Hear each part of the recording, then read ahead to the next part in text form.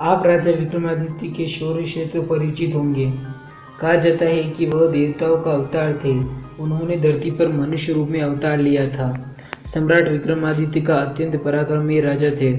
तो उनकी मृत्यु कैसे हुई, जानने के लिए अंत तक बने रहे हमारे साथ। वो अब तक आपने हमारे चैनल को सब्सक्राइब नहीं किया तो देर किस बात की, अभी सब्सक्राइब कीजिए। राजा विक्रमादित्य की 31वीं पुतली कौशल्या ने राजा भोज को उनकी मृत्यु के बारे में बताया कि राजा विक्रमादित्य को अपनी योग माया से पहले ही पता चल गया था कि उनका अंतिम समय निकट है। महाराज विक्रमादित्य ने वन में एक कुटी बना रखी थी। एक दिन उन्होंने देखा कि कुटी के सामने से प्रकाश आ रहा है। महाराज को महल जाने की जिज्ञासा हुई।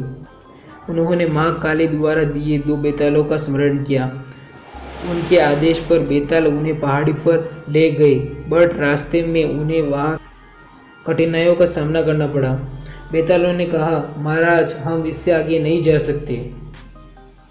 विक्रमादित्य द्वारा कारण पूछने पर बेतालों ने बताया कि एक महायोगी द्वारा यह तंत्र शक्ति का घेरा बनाया हुआ है और यह भवन उस योगी का निवास है और इसमें वही व्यक्ति प्रवेश कर सकता है जिसका पुण्य उस योगी से अधिक हो।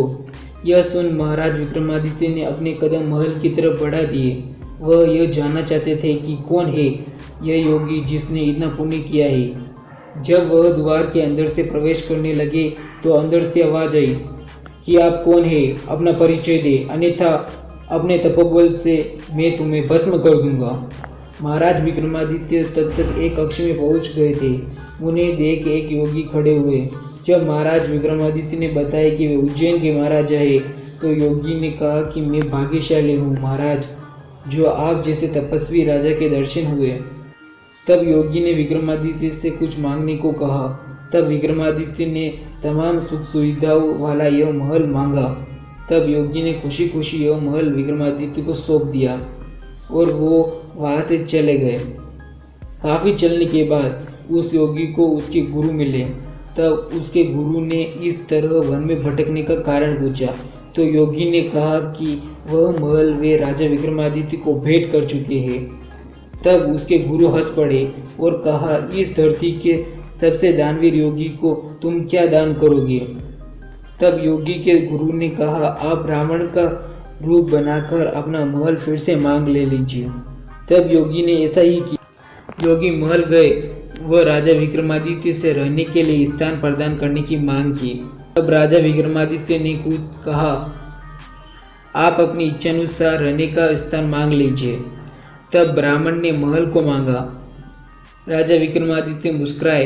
वह कहा, मैंने तो वह महल तभी छोड़ दिया था, मैं तो बस आपकी परीक्षा ले रहा था। तब 31वीं पुतली ने बताया कि विक्रमादित्य सर्वगुण संपन्न थे, लेकिन एक दिन उन्होंने अपनी देह त्याग दी, जिससे प्रजा में हाहाकार मच गया। जब उनकी चिता सजाई गई तब देवताओं ने उनकी चिता पर पुष्प बरसाए। महाराज विक्रमादित्य के पश्चात उनके पुत्र को राजगद्दी दी गई, लेकिन वह उस सिंहासन पर नहीं बैठ सका। तब एक दिन महाराज विक्रमादित्य उसके सपने में आए।